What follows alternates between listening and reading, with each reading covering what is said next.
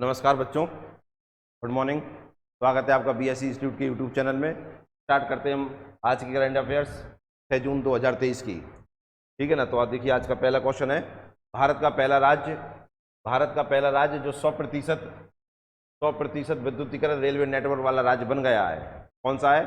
तेलंगाना, हरियाणा, राजस्थान, केरल। तो बताइए, तो भाई कौन सा राज्य भारत का 100% विद्युतीकरण रेलवे नेटवर्क वाला राज्य बन गया है?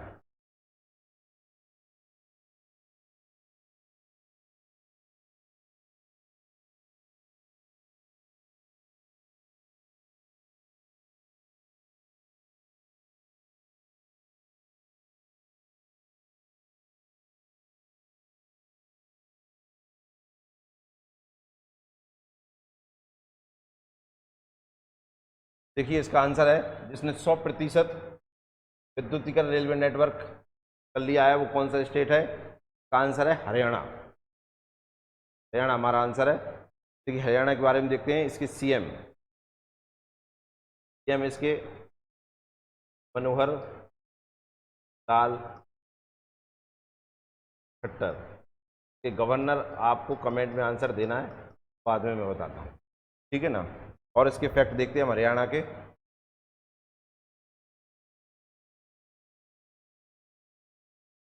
अब हरियाणा के बारे में हरियाणा देखिए कब बना? 1966 में। कौन से संविधान संशोधन था? 18वां संविधान संशोधन। ठीक है ना। हरियाणा के बारे में और क्या है देखना इसमें। उत्तर भारत का पहला परमाणु विद्युत संयंत्र। ठीक है ना। नॉर्थ इंडिया का फर्स्ट न्यूक्लियर पावर प्लांट। और कौन सा है वो है कहाँ पर? गोरखपुर। गोरखपुर। गोरखपुर कहाँ है? हरियाणा में। यूपी वाला गोरखपुर नहीं, हरियाणा वाला। कितने मेगावाट का है? 700 मेगावाट का। जी, इसी के साथ हम ये करते हैं, भारत का पहला परमाणु विद्युत संयंत्र। ये कहाँ पर है? ये तारापुर। तारापुर कहाँ पड़ता है? महाराष्ट्र में। ठीक है ना। किसकी सहायता से बना? से बनाने में जो सहायता ली गई, वो ली गई थी किसकी? अमेरिका की। ठीक है ना। और हरियाणा के बारे में और फैक्ट क्या कर सकते हैं हम? देखिए, यहाँ पर है राष्ट्रीय डेयरी अनुसंधान केंद्र। कहाँ पड़ता है? पड़ता है करनाल में। और यहाँ पर क्या है? राष्ट्रीय डेयरी अंतर अंतरराष्ट्रीय सौर गठबंधन ISA, इंटरनेशनल सोलर एलियंस। ये है कहाँ पर? गुरुग्राम में। गुरुग्राम। कब बना ये? किसकी पहल से बना ये पहल से बना भारत प्लस फ्रांस। प्रधानमंत्री नरेंद्र मोदी ने इसकी घोषणा करी थी। कहाँ पर घोषणा करी थी इसकी? COP21 हुआ था पेरिस में, उसमें इसकी घोषणा की गई थी। कब बना ये? 2015 में इसकी घोषणा की गई। 2016 में इसका उद्घाटन किया गया। हेडक्वार्टर है गुरुग्राम में। और इसमें कौन से देश सम्मिलित हैं? जो कर्क और मकर रेखा। ठीक है ना। इन पर स्थित है, कर्क और मकर रेखा पर स्थित है।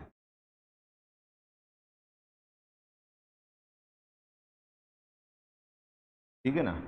और हरियाणा के बारे में क्या है देखना। तो हरियाणा में दो प्रसिद्ध मैदान हैं, दो मैदानों में लड़ाइयाँ। एक है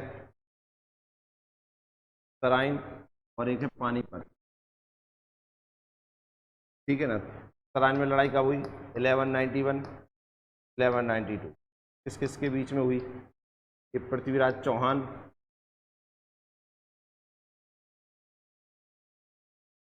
और मोहम्मद गौरी।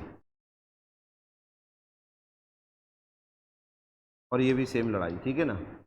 पहले में ये हार गया, ये जीत गया, दूसरे में ये हार गया, ठीक है। पानीपत में 3 लड़ाइयाँ हुई हैं। पहली हुई कब? 1526 में, दूसरी 1556 में, तीसरी 1761 में। ये किसके बीच में हुई? बाबर प्लस इब्राहिम लोदी। ये किसके बीच में हुई? अकबर प्लस हेमू। ये किसके बीच में हुई? अब्दाली और मराठा, ठीक है। इसमें ये हार गया, ये जीत गया, इसमें ये हार गया, ये जीत गया, इसमें ये हार गया और ये, ठीक है ना। तो ये लड़ाइयाँ हुई। तो हरियाणा में 2 मैदान है, एक तराइन 1191 1192, पानीपत। पानीपत के बारे में क्या फैक्ट है? जिसने जीता पानीपत उसने जीती दिल्ली, क्योंकि पानीपत में जितनी भी लड़ाइयाँ हुई हैं उसमें जो जीता है वो दिल्ली तक पहुंचा है, ठीक है ना। और हरियाणा कब बना? 1966 में 18वां संविधान संशोधन के द्वारा। और यहाँ पर क्या है? उत्तर भारत का पहला परमाणु विद्युत संयंत्र है। भारत का पहला परमाणु विद्युत संयंत्र कहाँ है? तारापुर महाराष्ट्र में, सहायता अमेरिका की ली गई थी। राष्ट्रीय डेयरी अनुसंधान केंद्र का है करनाल में। अंतर्राष्ट्रीय सौर गठबंधन का हेडक्वार्टर कहाँ पर है? गुरुग्राम में। किसने पहल करी इसकी? भारत और फ्रांस ने। COP21 में कब बना? 2015 में। कौन से देश सम्मिलित हैं? कर्क और मकर रेखा पर स्थित देश हैं और इनके बीच में जो देश हैं। क्वेश्चन था, भारत का पहला राज्य जो 100% विद्युतीकृत रेलवे नेटवर्क वाला राज्य बन गया है, तो हरियाणा है। ये मनोहर लाल खट्टर और इसके गवर्नर जो हैं वो है भंडारू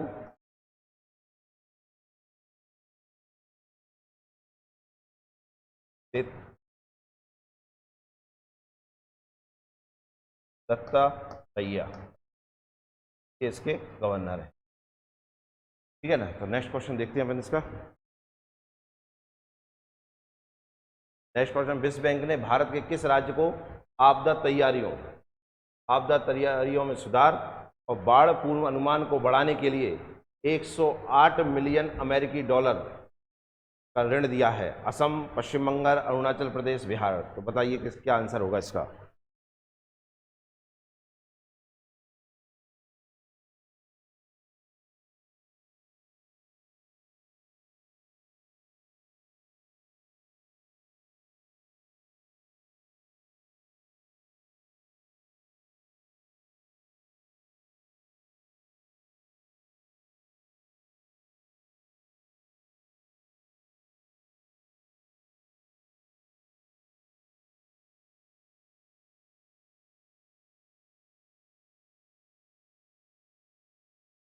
देखिए इसका आंसर है, विश्व बैंक ने भारत के किस राज्य को आपदा तैयारियों में सुधार के लिए। देखिए विश्व बैंक के बारे में मैंने आपको कल भी बताया था। विश्व बैंक का हेडक्वार्टर कहाँ पर है? का हेडक्वार्टर है कहाँ पर? वॉशिंगटन,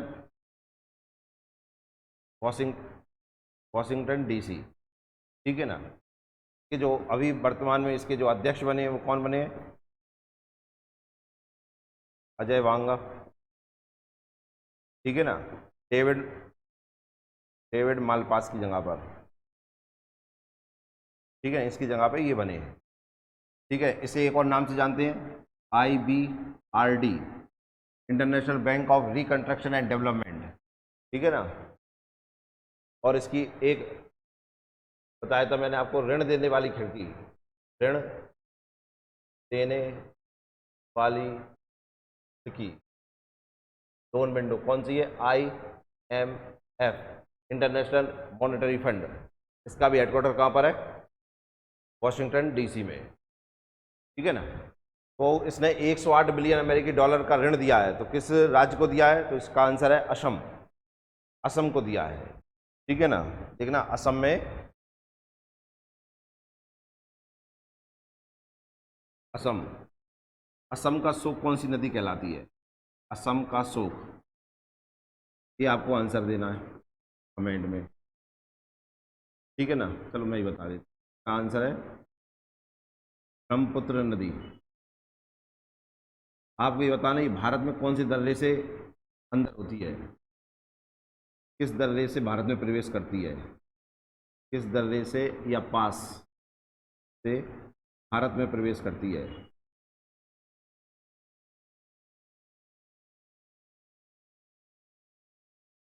ठीक है ना। अब जानते हैं इस ब्रह्मपुत्र नदी में विश्व का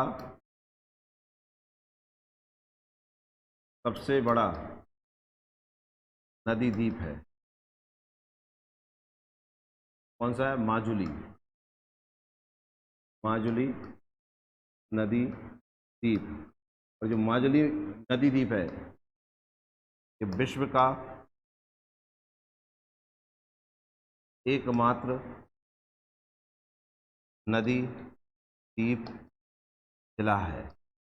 ये जिला बना था 2008 में। ठीक है ना। तो ये आपको आंसर देना है। प्रवेश कर किस दर्रे से भारत में प्रवेश करती है कौन सी नदी? ब्रह्मपुत्र नदी। ठीक है ना। तो हमारा क्वेश्चन था 108 मिलियन अमेरिकी डॉलर का ऋण किस राज्य को दिया गया है? तो आंसर है Assam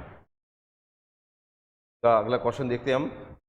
special Olympic world summer games के लिए भारत के सद्भावना राजदूत के रूप में किसे नियुक्त किया गया है? Special Olympic world summer games के लिए भारत में सद्भावना राजदूत के रूप में किसे नियुक्त किया गया है?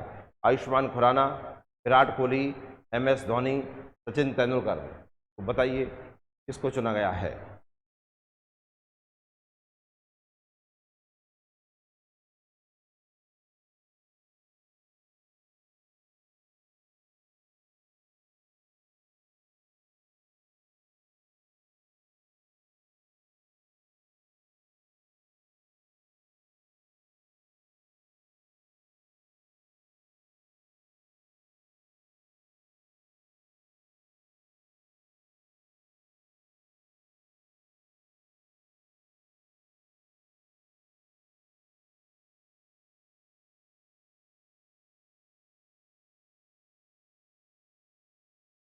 Special Olympic world summer games कहाँ पर हो? तो पहली बात तो मैं आपको बताऊं ये 16वें नंबर के हो रहे हैं, 3 नंबर के हो रहे हैं। ठीक है ना। इसे नियुक्त किया है। दूसरी बात ये है कहाँ पर होंगे ये? तो कहाँ पर होंगे मतलब 2023 में कहाँ पर होंगे? तो आप ध्यान रखें हर 4 साल में होते हैं। तो इससे पहले कब हुए होंगे? 2019 में। और इसके बाद कब होंगे? 2027 में। ठीक है ना। 23 में कहाँ पर होना है? बर्लिन।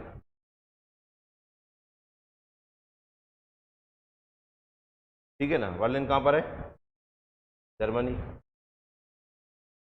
19 में कहाँ पर हुए थे? 19 में हुए थे अबू धाबी में। अबू धाबी कहाँ पर है? UAE। ठीक है ना। 27 में कहाँ पे होंगे? पर्थ। पर्थ कहाँ पर है? ऑस्ट्रेलिया।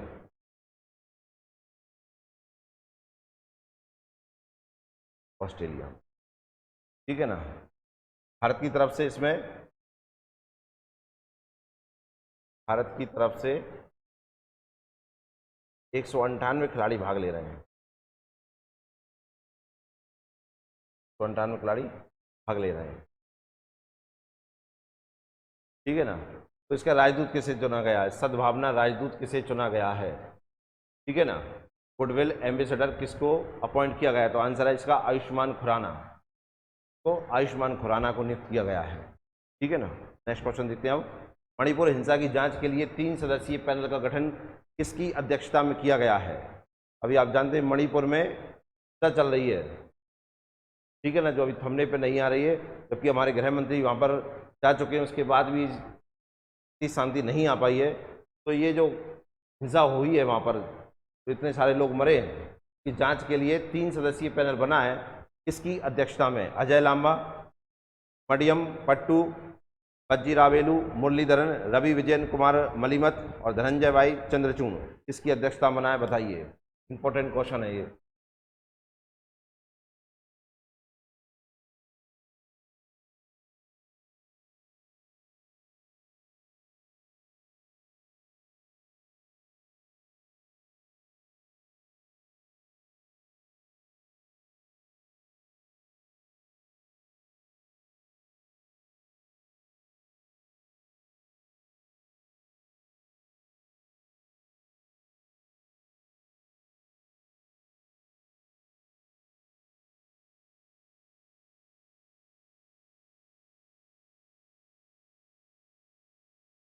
मणिपुर हिंसा की जांच के लिए 3 सदस्यीय पैनल का गठन किसकी अध्यक्षता में किया गया है?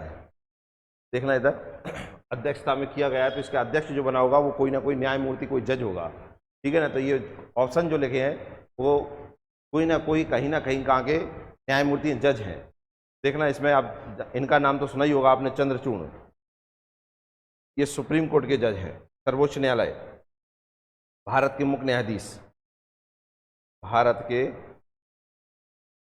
मुख्य न्यायाधीश, मुख्य न्यायाधीश,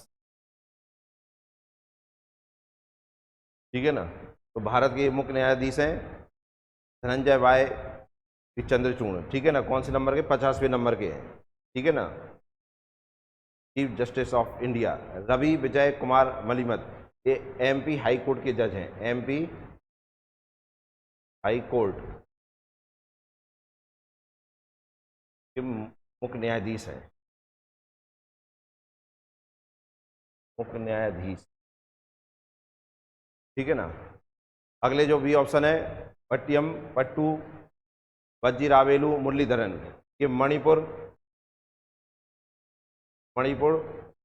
हाई कोर्ट के जज हैं, ये चीफ जस्टिस हैं,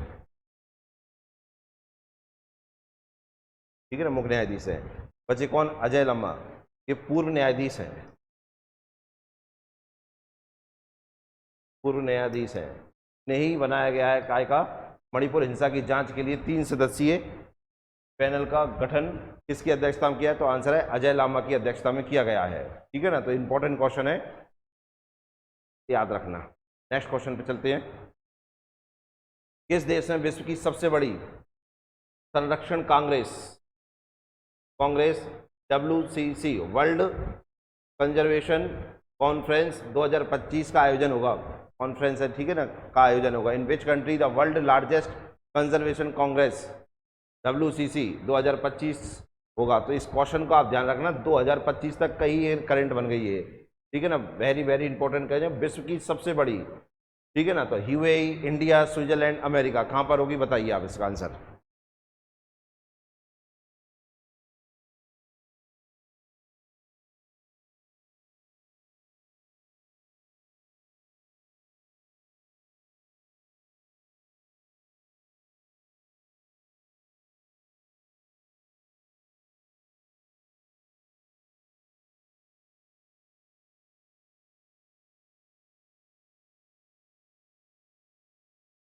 देखिए इसका आंसर, किस देश में विश्व की सबसे बड़ी संरक्षण कांग्रेस 2025 का आयोजन होगा? तो देखना इसमें क्या है इसका आंसर, पहले इसके बारे में देखिए। प्रकृति के संरक्षण के लिए अंतर्राष्ट्रीय संघ, अंतर्राष्ट्रीय संघ का नाम है IUCN, विश्व की सबसे बड़ी, विश्व की सबसे बड़ी संरक्षण कांग्रेस कॉन्फ्रेंस या WCC world conference conservation conference 2025 का आयोजन करेगा, आयोजन करेगा। इसकी बोली लगाई गई थी, तो बोली किसने जीती है उसके बारे में हमको आंसर देना है। हाँ, बोली जिसने जीती है वहीं पे ये WCC 2025 होगी। होगी कब? 2025 में, ठीक है ना। तो प्रकृति के संरक्षण के लिए काम करने वाली जो संस्था है उसका नाम है क्या? IUCN, international union on conservation nature, international union of conservation nature. तो इसके बारे में देखते हैं हम, का मुख्यालय कहाँ है, इसकी स्थापना कब हुई? IUCN, international union of conservation nature, ठीक है ना। तो इसकी स्थापना का हेडक्वार्टर और इसके अध्यक्ष, तो स्थापना हुई थी 1948 में। हेडक्वार्टर है कहाँ पर? ग्लैंड, स्विट्जरलैंड, ठीक है ना। इसके जो अध्यक्ष हैं, इसके अध्यक्ष हैं अल मुबारक, रंजन अल मुबारक, रंजन अल मुबारक। ये कहाँ के हैं? ये UAE के हैं, ठीक है ना, UAE। क्लियर है? अब IUCN के बारे में एक चीज का ध्यान और रखना, ये जो पृथ्वी पर जो प्रजातियां विलुप्त हो गई हैं, विलुप्त प्रजाति, विलुप्त प्रजाति, ठीक है ना, जो इस धरती से लुप्त होती जा रही हैं, उनके लिए रेड लिस्ट जारी करता है, रेड लिस्ट जारी करता है, ठीक है ना। तो इसकी सबसे बड़ी, अभी तक की सबसे बड़ी, कितनी बड़ी, आप इससे ध्यान रखना, इसमें 10,000 प्रतिनिधि भाग ले, 160 देश प्लस 10,000 प्रतिनिधि भाग लेंगे इसमें, ठीक है ना। तो ये कहाँ पर होने जा रही है, तो इसका आंसर है यूएई। तो यूएई में 2025 में होगी, क्लियर है ना। तो इसकी स्थापना कब हुई थी, IUCN की 1948 में, हेडक्वार्टर है ग्लैंड स्विट्जरलैंड में, के अध्यक्ष हैं रंजन अल मुबारक, क्लियर है ना। इस नेक्स्ट क्वेश्चन देखते हैं अपन। देश का पहला बांध की भूकंप सुरक्षा के लिए, बांध का भूकंप सुरक्षा के लिए राष्ट्रीय केंद्र कहाँ बनेगा, राष्ट्रीय केंद्र, ये भारत में अपनी तरह का पहला केंद्र बनने जा रहा है, भारत का पहला बनने जा रहा है, देश का पहला बांध की सुरक्षा के लिए, भूकंप से सुरक्षा और अन्य गतिविधियों से सुरक्षा के लिए इसमें टेक्नोलॉजी पे काम किया जाएगा, ठीक है ना, इस केंद्र में। तो ये केंद्र कहाँ पर बनने जा रहा है, राष्ट्रीय केंद्र कहाँ बनने जा रहा है, ठीक है ना।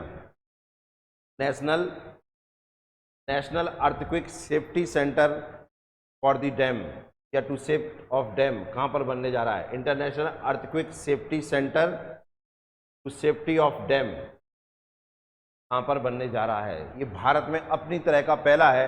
अभी हमें विदेशों से सहायता लेनी पड़ती है बांधों की सुरक्षा के लिए, अब हम इसमें आत्मनिर्भर होने जा रहे हैं, ये केंद्र के द्वारा, इस सेंटर के द्वारा। ये कहाँ बनने जा रहा है बताइए, जयपुर, भोपाल, लखनऊ, हैदराबाद, बताइए कहाँ पर होगा।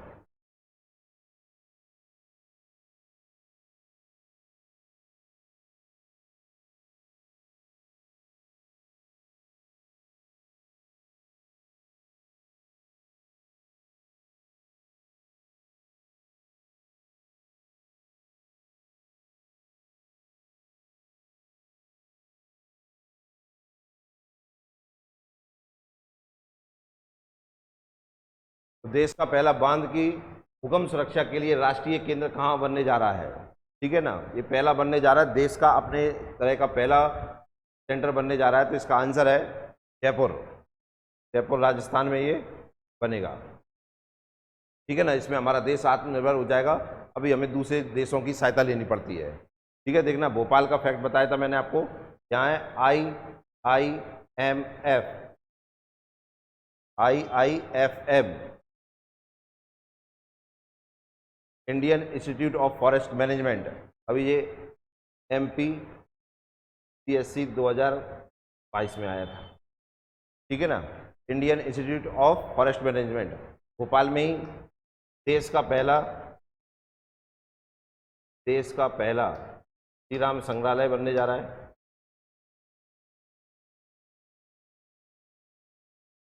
संग्रहालय बनेगा, और यहाँ पर ही एकमात्र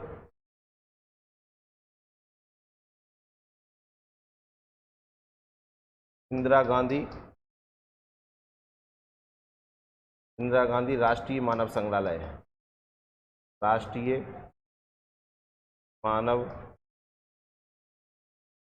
संग्रहालय, ठीक है ना। लखनऊ में आप देखें औषधि व वनस्पति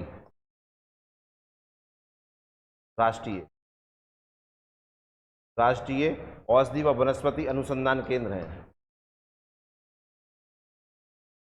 अनुसंधान केंद्र, ठीक है ना। हैदराबाद में,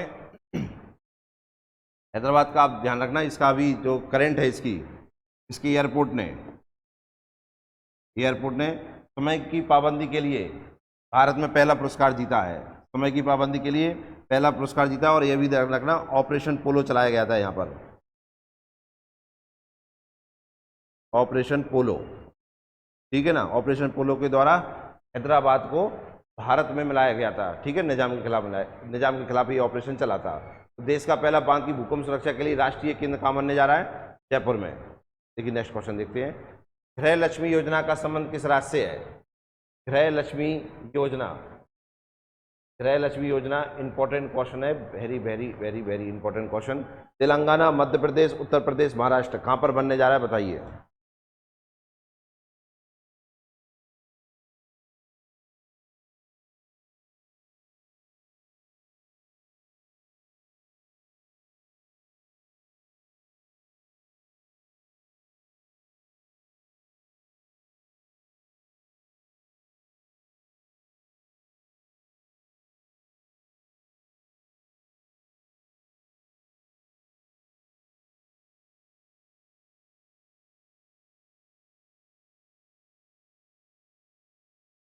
चलिए इसका आंसर देखते हैं। गृह लक्ष्मी योजना का संबंध किस राज्य से है, देखना।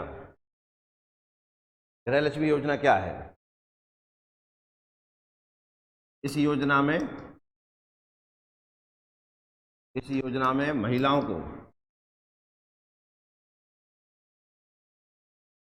को उनकी भूमि पर मकान बनाने के लिए 3 लाख रुपए दिए जाएंगे। 3 लाख रुपए दिए जाएंगे। 3 लाख रुपए दिए जाएंगे, ठीक है ना। और 1.5 लाख आदिवासियों को 4 लाख एकड़ पोडू भूमि वितरित की जाएगी। पोडू भूमि वितरित की जाएगी। पोडू भूमि वितरित की जाएगी, ठीक है ना। तो ये योजना है गृह लक्ष्मी योजना। इसमें महिलाओं को 3 लाख रुपए मिलेंगे मकान बनाने के लिए, और जो वहाँ के आदिवासी हैं, जनजातियाँ हैं, जो जंगलों में रहती हैं, उन्हें 4 लाख एकड़ जो पोडू भूमि है वो वितरित की जाएगी। पोडू भूमि क्या होती है? पोडू भूमि ऐसी भूमि होती है जिसमें जंगल को जलाकर खेती की जाती है। जंगल को जलाकर खेती की जाती है। खेती की जाती है, ठीक है ना।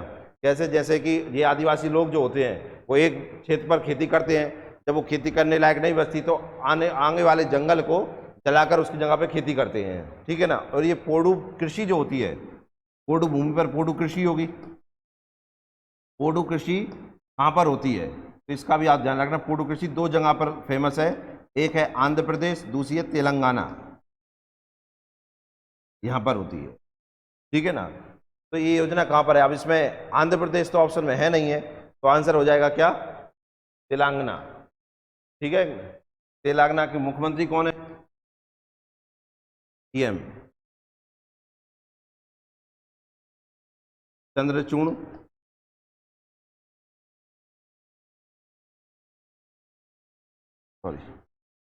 के चंद्रशेखर राव, केसीआर है। उन्होंने इस योजना की घोषणा की है, गृह लक्ष्मी योजना। बहुत बड़ी योजना है, इंपॉर्टेंट क्वेश्चन है, ध्यान में रखना आप, ठीक है ना। नेक्स्ट क्वेश्चन देखते हैं। अंतरिक्ष यान मिशन ऑपरेशन 2023 पर अंतर्राष्ट्रीय सम्मेलन कहाँ होगा? अंतर्राष्ट्रीय यान मिशन ऑपरेशन SMOPS 2023 पर अंतर्राष्ट्रीय सम्मेलन कहाँ पर होगा? तो बताइए, तो क्या हो जाएगा? स्पेसक्राफ्ट मिशन ऑपरेशन 2023 पर अंतर्राष्ट्रीय सम्मेलन कहाँ पर होगा?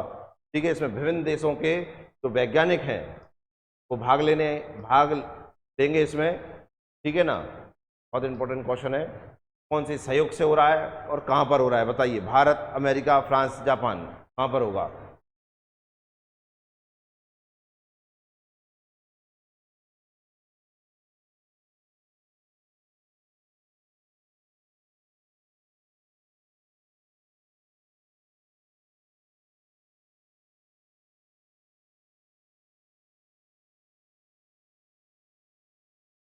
तो देखिए इसका आंसर अंतरिक्ष यान मिशन ऑपरेशन SMOPS 2023 का अंतर्राष्ट्रीय सम्मेलन कहाँ होने जा रहा है?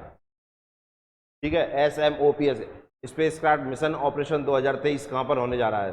देखना है इसे आयोजित कौन कर रहा है और किसके सहयोग से कर रहा है। तो एक तो आप इसमें ये ध्यान रखना, ASI, ASI मतलब एजेंसी ऑफ स्पेस इटालियन, ठीक है ना, इतावली अंतरिक्ष agency, plus international academy of aeronautics, ये तो हो गई इटालियन मतलब इटली की, और ये है स्वीडन की,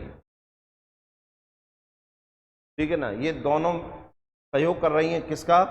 इसरो का, ISRO, ठीक है। इसरो आयोजित कर रहा है, लेकिन सहयोग किससे ले रहा है? ASI और IA, इसमें सभी देशों के जो स्पेस एजेंसी है उनके प्रमुख इसमें भाग लेंगे, ठीक है ना। बहुत बड़ा सम्मेलन है, ठीक है ना। तो ये आयोजित कौन कर रहा है? भारत। और भारत में भी ये कहां पर होगा? बंगलुरु में, ठीक है, बंगलुरु कर्नाटक में। इसरो की स्थापना, इसरो की स्थापना, इसके अध्यक्ष, ठीक है, स्थापना हुई कब? 15 अगस्त 1969, एस सोमनाथ के अध्यक्ष हैं। इसरो का हेडक्वार्टर, इसरो का हेडक्वार्टर है कहां पर? बंगलुरु। बंगलुरु कहाँ है? कर्नाटक,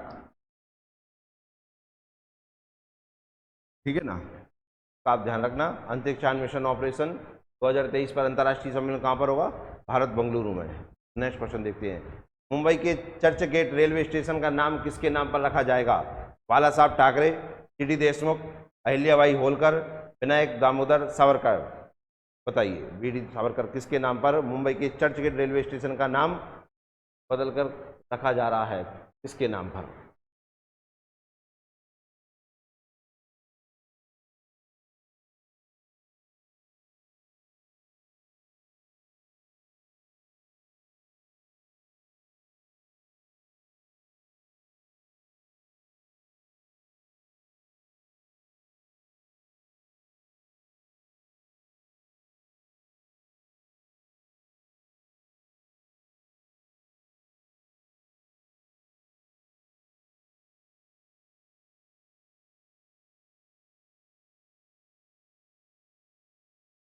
देखिए इसका आंसर, देखिए एक एक करके देखते हैं। BD सावर, तो आप देखिए मुंबई में जो एक पुल है, बांद्रा वर्सोवा समुद्र समुद्री लिंक सेतु, इसका नाम बदलकर क्या कर दिया है? BD सावरकर कर दिया गया है। महाराष्ट्र में पहली बार BD सावरकर के नाम की जयंती मनाई गई, और उसमें इस पुल का नाम क्या कर दिया है? BD सावरकर कर दिया गया है। अहिल्याबाई होलकर, इनके नाम पर भी आप जानते हैं अहमदनगर का नाम बदल दिया गया है। अहमदनगर का नाम क्या कर दिया है? अहिल्या नगर, अहिल्या नगर। आप जानते हैं औरंगाबाद, औरंगाबाद का नाम भी बदल दिया गया है संभाजी नगर, संभाजी नगर। एक आप बताइए उस्मानाबाद, उस्मानाबाद का नाम बदलकर क्या कर दिया गया है? ठीक है ना। अगले हैं CD देशमुख, आप जानते हैं इनके बारे में, भारत के पहले, भारत के पहले, सॉरी भारत के पहले नहीं, भारत के पहले भी, या RBI के फर्स्ट इंडियन गवर्नर, ठीक है ना। तो आप ये बताना RBI के फर्स्ट गवर्नर कौन है? ये RBI के फर्स्ट गवर्नर है, ये RBI के फर्स्ट इंडियन गवर्नर है CD देशमुख। इन्हीं के नाम पर जो चर्च गेट रेलवे स्टेशन है उसका नाम CD देशमुख हो जाएगा, ठीक है ना। तो इसका आंसर आपको देना है, उस्मानाबाद का नाम बदलकर क्या कर दिया गया है? बाकी है, देखिए नेक्स्ट क्वेश्चन देखते हैं अपन। नाटो सदस्य देशों द्वारा हाल ही में 6वां arctic challenge exercise, arctic challenge exercise 2023 का आयोजन कहाँ किया गया? Norway, Germany, France, Britain. तो बताइए कहाँ किया गया?